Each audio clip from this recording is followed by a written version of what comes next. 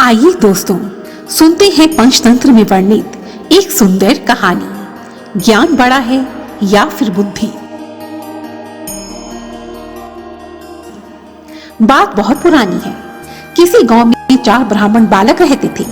जब उनकी आयु 10 वर्ष की हुई, उनके माता पिता ने उन्हें शिक्षा ग्रहण के लिए कान्यकुब्ज नामक स्थान पर एक गुरुकुल में भेज दिया। उन दिनों स्कूल कॉलेज तो होते नहीं थे। बालकों को विद्या ग्रहण के लिए गुरुकुल में भेजा जाता था, जहां गुरुजन उन्हें संपूर्ण वेद शास्त्रों की, संस्कृत की, संगीत इत्यादि की शिक्षा देते थे।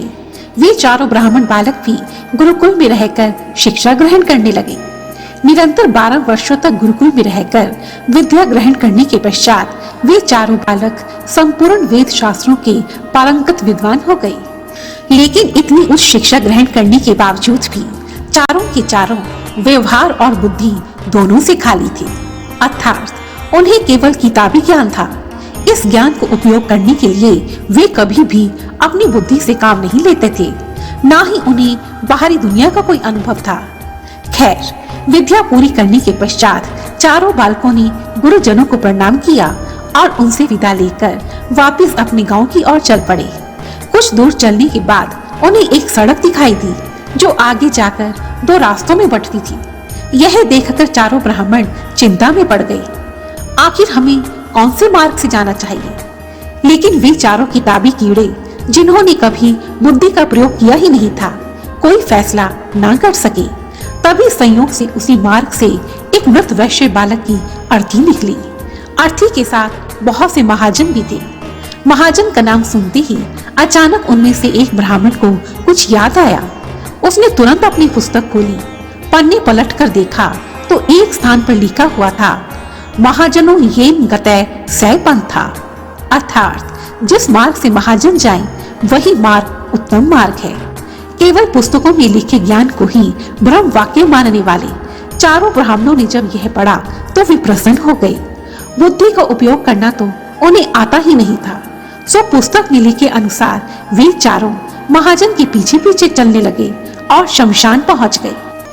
शमशान पहुंचकर थोड़ी दूर पर उन्होंने एक गधे को देखा। गधे को देखते ही चारों ब्राह्मणों को शास्त्रों में लिखी एक और बात याद आ गई, जो जीव राजद्वार और शमशान में खड़ा हो वह तो भाई के समान होता है। अब क्योंकि उन चारों को तो किताबी ज्ञान पर ईश्वर से भी ज्यादा भरोसा था, इसलिए ना तो उन्होंने कभी किसी मसले पर बुद्धि से काम लिया, ना ही कुछ सोचा विचारा, और आंख बंद करके शास्त्रों में लिखी उस बात पर अमल करने लगे। और चारों ब्राह्मणों ने शमशान में खड़े उस गधे को अपना भाई मान लिया। उनमें से एक ब्राह्मण गधे से भाई भाई कहकर निपटने लगा, तो दूसरा ब्राह्मण गधे के पांव धोने लगा। कुछ देर के पश्चात एक ऊंट वहां से गुजरा। उन चारों ब्राह्मणों ने कभी ऊंट नहीं देखा था। 12 वर्ष तक गुरुकुल की 4 दीवारी में रहते हुए उन्हें पुस्तकों के अतिरिक्त संसार की किसी वस्तु का ज्ञान नहीं था। उस ऊंट को देखकर चारों ब्राह्मण बहुत हैरानी से उसे देखने लगे और एक दूसरे को देखते हुए बोले, अरे ये अजीब सा इतना बड़ा सा जीव कौन है? तभी ऊंट को तेजी से भागते देखकर उनमें से एक ब्राह्मण को शास्त्रों में लिखा एक वाक्य याद आ गया, धर्मस्य त्वरिता गति। अर्थात धर्म की गति में बहुत वेग होता है। अब तो उन चारों पढ़े लिखे लेकिन मूर्ख ब्राह्मणों को यह विश्वास हो गया कि हो न हो वेग से जाने वाला यह जीव अर्थात ऊंट धर्म ही है। अब तो वे चारों मूर्ख ऊंट को धर्म मानकर उसे प्रणाम करने लगे। उसी समय एक ब्राह्मण को एकाएक कुछ याद आया, इष्टम धर्मेण योज्यते। अर्थात हमारे इष्ट ही हमें धर्म से जोड़ते हैं। यह याद आती ही दूसरा ब्राह्मण बोल पड़ा, इसका अर्थ तो यह हुआ कि वह गधा हमारा इष्ट है, क्योंकि उसी के द्वारा हम धर्म से जुड़े हैं। बाकी तीनों ने भी उसकी हाँ में हाँ मिलाई। फिर क्या था, किसी तरह खींच-ताच करके उन्होंने ऊंट के गले में गधा बांध दिया। वह गधा किसी धोबी का था।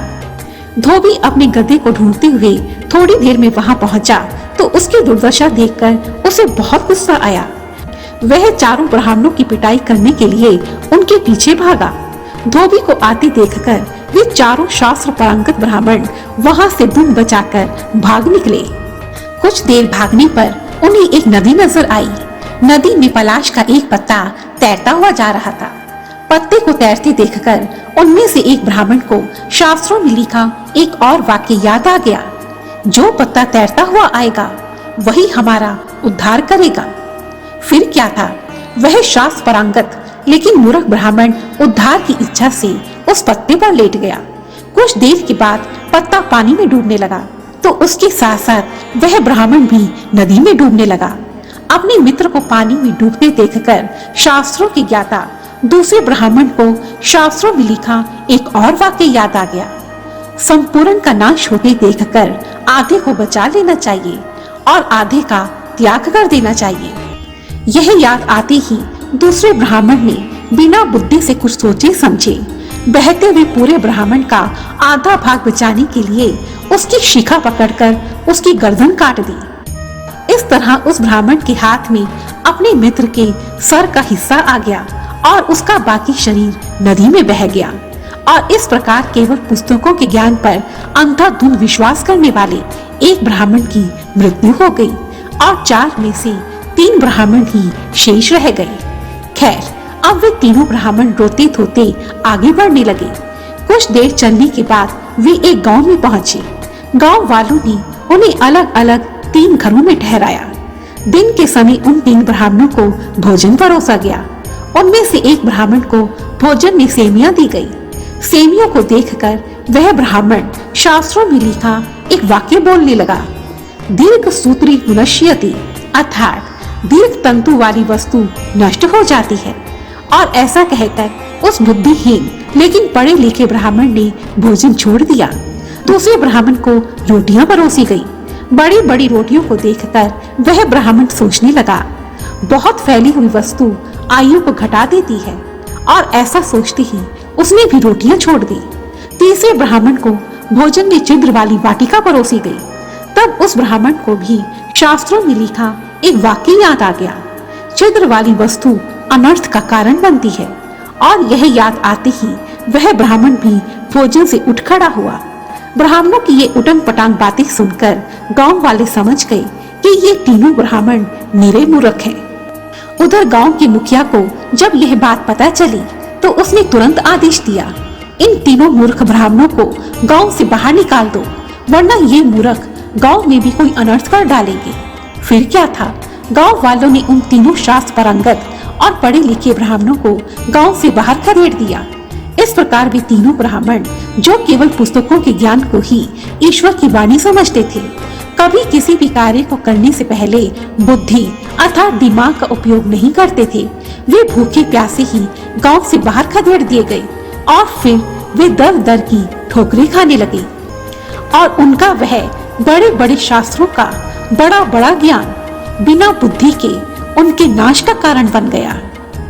धन्यवाद। दोस्तों, यह सच है कि विद्या अर्थात ज्ञान जीवन का अति आवश्यक हिस्सा है, लेकिन केवल किताबी ज्ञान हासिल करने से कुछ नहीं होता। जब तक हम ज्ञान के साथ साथ बुद्धि का प्रयोग नहीं करेंगे तो हमारा ज्ञान भी बिना बुद्धि के बिल्कुल बेकार है। जैसा कि इस कहानी में हुआ, ज्ञान का लाभ हम बुद्धि के द्वारा ही प्राप्त कर सकते हैं। बुद्धि एक ऐसी कसौटी है जिस पर मनुष्य जीवन को, जगत को परख कर उचित निर्णय ले सकता है। महर्षि व्यास ने भी लिखा है, बुद्धि श्रेष्ठानि कर्मणि, अर्थात बुद्धि से विचार पूर्वक किए गए कर्म ही सर्वश्रेष्ठ होते हैं। बुद्धि के बिना वेद शास्त्र, ज्ञान विज्ञान सब व्यर्थ है और इसी कारण ज्ञान और बुद्धि में से बुद्धि को ही श्रेष्ठ माना गया है। धन्यवाद। और यदि आपको यह वीडियो पसंद आई है तो प्लीज मुझे कमेंट सेक्शन में जरूर लिखें और मेरी ऐसी ही दूसरी वीडियोस को देखने के लिए रेड कलर के बटन को प्रेस कर मेरे इस चैनल को सब्सक्राइब करें और साथ ही बेल आइकन को भी जरूर दबाएं ताकि मेरी आने वाली सभी वीडियोस की नोटिफिकेशंस आपको टाइम पर मिलती रहे। धन्यवाद। जय माता दी।